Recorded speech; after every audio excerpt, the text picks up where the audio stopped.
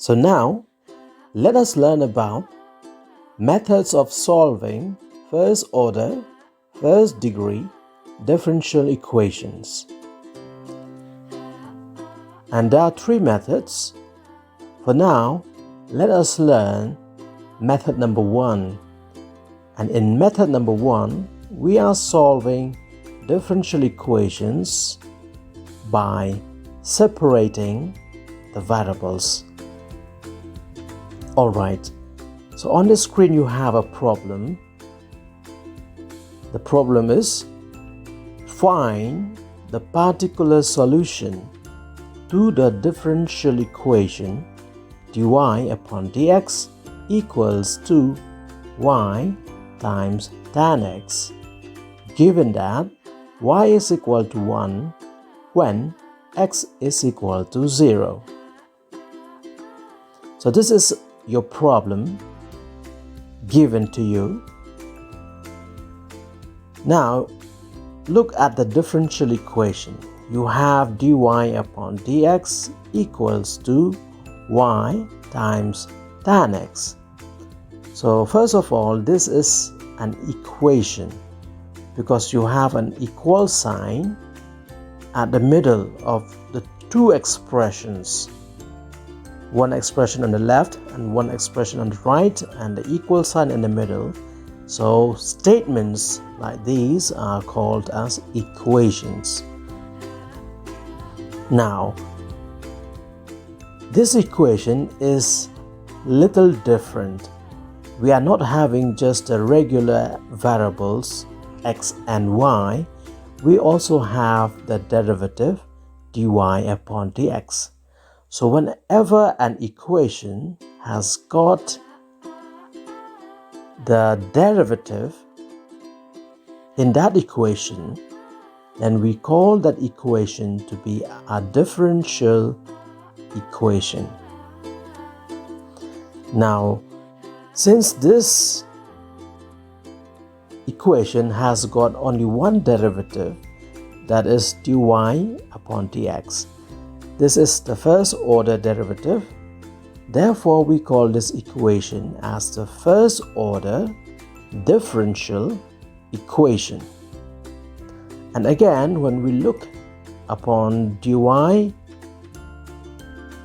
by dx, there is no power which is raised to.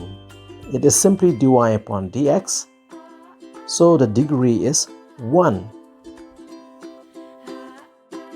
Therefore, we also call this differential equation as the first degree differential equation.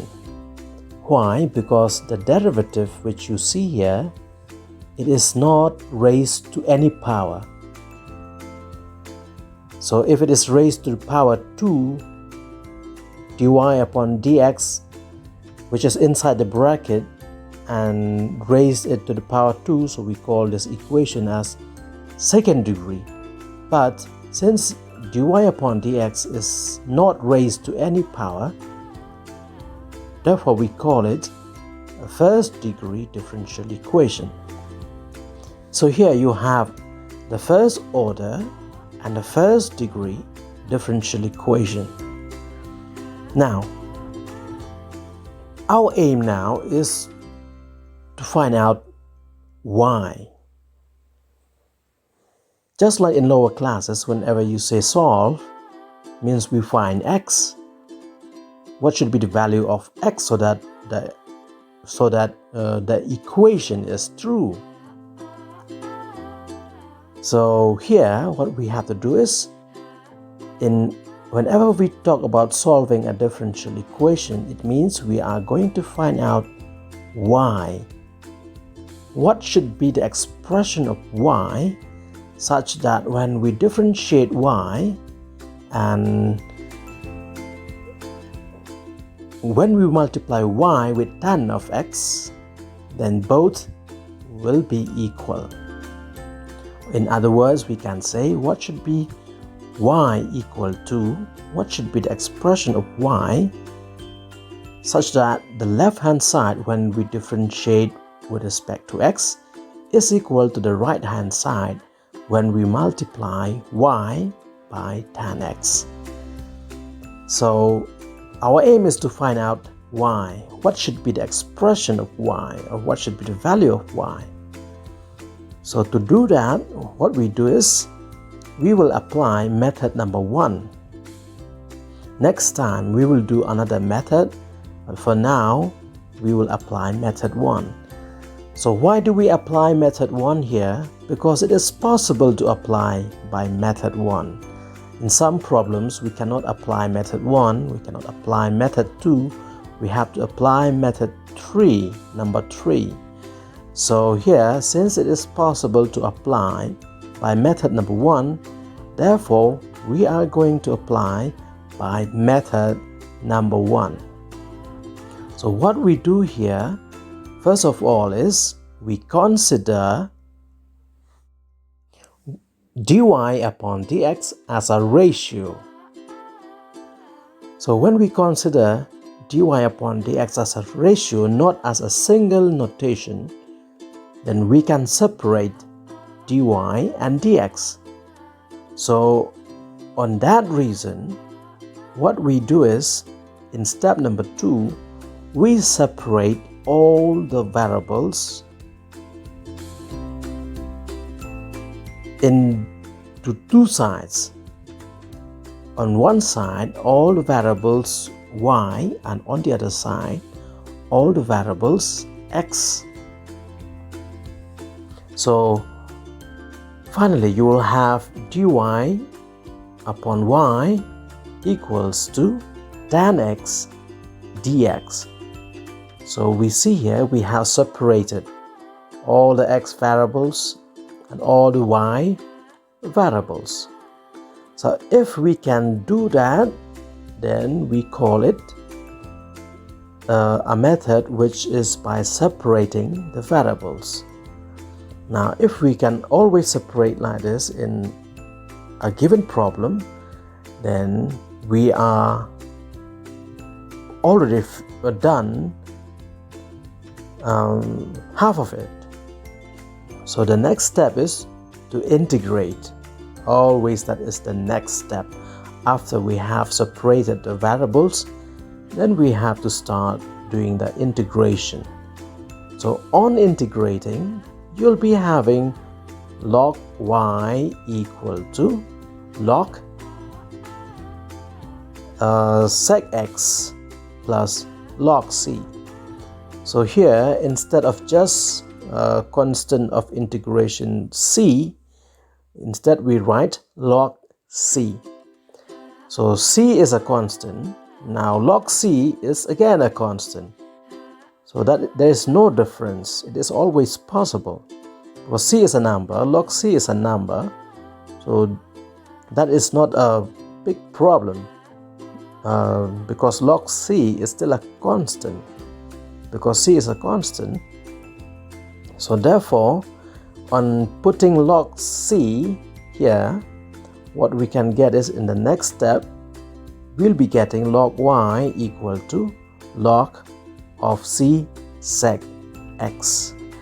Now, we have put c sec x inside a modulus sign. The reason is because whenever you talk about log, then a log of negative numbers does not exist. Now, in this equation, what we have is, it says that log y is equal to log of c sec x. So, which means that y should be equal to c sec x, otherwise the equation cannot be true. So, now we have got y is equal to c sec x. And this is called a general solution. Why we call it general? Because we have an arbitrary constant c. So it is not a particular constant, it's a general constant, an arbitrary constant, or a parameter we can call it. So a constant which we can assign any value So here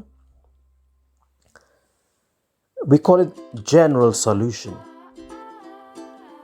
Now, since we from the start I have told you that our aim is to find out the value of y, or the expression of y. So now we have got the expression of y, which is y equal to c sec x. Now, from the given condition, it says that y is equal to 1 when x is equal to 0. So now let us put y equal to 1 and x equal to 0 in the general solution. So what do we get after we have done that? Definitely we will get the value of the constant c. So on substituting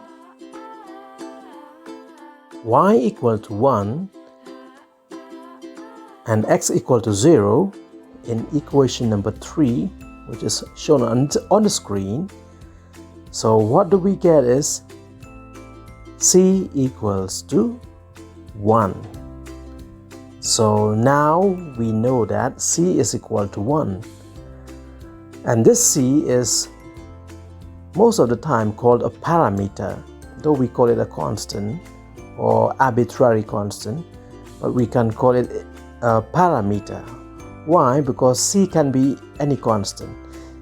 Here you have got c is equal to 1 because you have assigned that when y is equal to 1, when x is equal to 0. So next time you may say y equal to 2 when x is equal to 1 or something like that.